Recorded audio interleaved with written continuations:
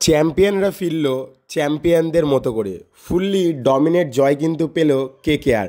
ভরসা ছিল কেকেআরের ওপর, প্রথম ম্যাচ হেরেও কিন্তু সেকেন্ড ম্যাচে পুরোপুরি ডমিনেট করে কিন্তু depending champion Kolkata night Riders ফিরল তাদের চ্যাম্পিয়ন ছন্দে। কুইন্টন ডিককের কথা বলার আগেই রাগটা প্রথমে উঠছে জোবরা আর্চারের ওপর।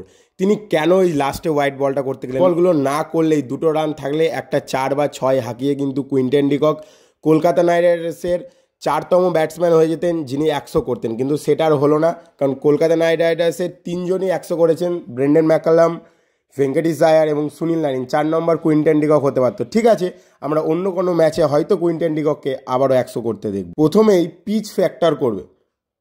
কেকেআরের এত সুন্দর বোলিং লাইন আপের জন্য কিন্তু পিচ ফ্যাক্টর করবেই। পিচ যেখানে বোলিংকে সুবিধা দেবে সেখানে কিন্তু কেকেআর দুর্ধর্ষভাবে বোলিং জ্বলে উঠবেই। আমরা এটা আগে জানতাম এবং গুয়াহাটির পিচে অসাধারণ টার্ন খাচ্ছিল, অসাধারণ স্পিন।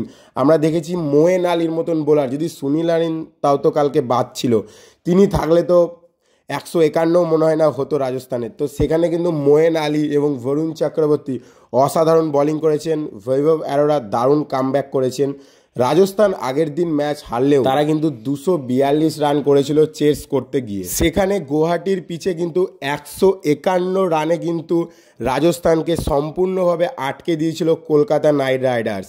এই পিচ যদি ইডেন গার্ডেনে হয় তাহলে কিন্তু KKR fully home ground advantage পাবে। এটাই কিন্তু সেদিন আজিঙ্কে রাহানে বলেছিল এবং নীতিশ রানাও একটা কথা বলেছিল যে একমাত্র কলকাতা নাইট রাইডার্স যারা হোম গ্রাউন্ড অ্যাডভান্টেজ পায় না। আমরা দেখে থাকবো হায়দ্রাবাদকে ফুললি ফ্ল্যাট পিচ, কিন্তু কারণ জানে ওদের ব্যাটিং লাইন আপ কেমন। আমরা যদি সিএসকের পিচ দেখে থাকি তাহলে দেখে থাকবো যে ওখানে কতটা বল টার্ন খায়, কারণ ওদের স্পিন আছে, এক্সপিরিয়েন্স আছে, অশ্বিন আছে, জাদেজা আছে এবং নূর আহমেদ আছে। তো কেকেআর যদি ইডেন গার্ডেনকে গুয়াহাটির মতন পিচ পেত তাহলে কিন্তু কেকেআর আরও হোম অ্যাডভান্টেজ পেত। কালকে দারুণভাবে কিন্তু বোলিং কামব্যাক করেছে আগের দিনের থেকে, কারণ বরুণকে নিয়ে অনেক প্রশ্ন উঠেছিল, সেখানে কিন্তু বরুণ চক্রবর্তী তার চক্রবর্তী স্পেলে কিন্তু দারুণ আটকেছে। এবং যে প্লেয়ারটাকে নিয়ে এতক্ষণ ধরে কথা বলিনি সেটা হলো কুইন্টন ডিকক। তাহলে কি আমাদের নুনের অভাব পূরণ হলো?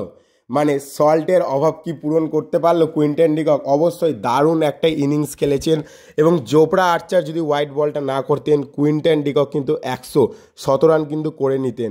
মানে বোঝা গেল যে এক্সপিরিয়েন্স কতটা দরকার। কুইন্টন ডিকক একদমই কিন্তু সোলো খেলেননি, কিন্তু এত সুন্দর ডমিনেট তিনি ব্যাটিং করেছেন। যখন 6-4 যখন বাউন্ডারি প্রয়োজন তখন বাউন্ডারি খেলছিলেন, দারুণ কিন্তু খেললেন তিনি এবং 97 রানের একটা নট আউট পারি কিন্তু তিনি খেলে গেলেন। আগের দিন হায়দ্রাবাদের পিচে যেখানে রাজস্থান 242 রান করেছিল, আজ সেখানে 151। মানে বুঝতেই পারছেন যে পিচে কিন্তু ভালো বল টার্ন করছিল। সেখানে কুইন্টন ডিকক অসাধারণ পারফরমেন্স করেছেন। যদি কুইন্টন ডিকক ভালো না চলতো তাহলেও কিন্তু কেকেআর ব্যাটসম্যানদের কিন্তু স্ট্রাগল করতে হতো, কারণ আগের দিন রিঙ্কু, রাসেল, রামনদীপ বা আমরা ভেঙ্কটেশ আয়ারকে কিন্তু সেইভাবে ফর্মে দেখিনি। তো সেখানে কুইন্টন ডিককের 97 রানের একটা পারি অসাধারণ। এবং আজিঙ্কে রাহানে এবছর কিন্তু সেই টুকটাক টেস্ট প্লেয়ার আজিঙ্কে রাহানে নেই, তিনি কিন্তু মেরে খেলছেন। একটা ভুলবশত টপে লেগে কিন্তু আউট হয়ে গেছেন, কিন্তু আজিঙ্কে রাহানেও কিন্তু ফুল ফর্মে আছেন। 11-এ কিন্তু সুনীল নারিনের জায়গায় চান্স পেয়েছিলেন মোয়েন আলী।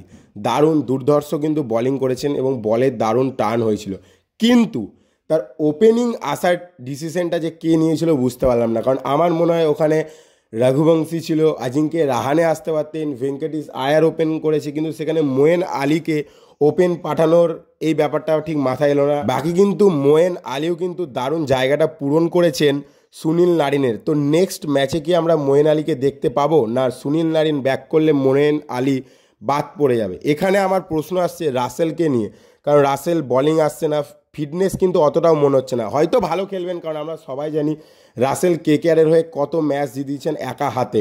তো যদি কখনও কেকেআর 3টে স্পিনার নিয়ে নামতে চাই, সুনীল নারিন, বরুণ চক্রবর্তী এবং মোয়েন আলী, সেখানে বাদ পড়বে কে?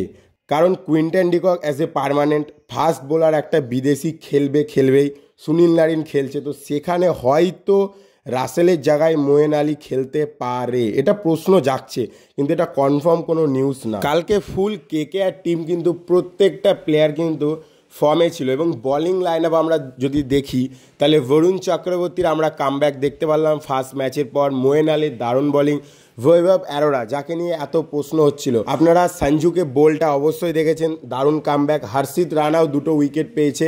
স্পেন্সার জনসন একটু রান খেলেও আশা করি তিনি আরও ভারতের মাটিতে আস্তে আস্তে আরও সুন্দর কামব্যাক করবেন, এবং কালকে একটা উইকেট পেয়েছিলেন জোফরা আর্চারে।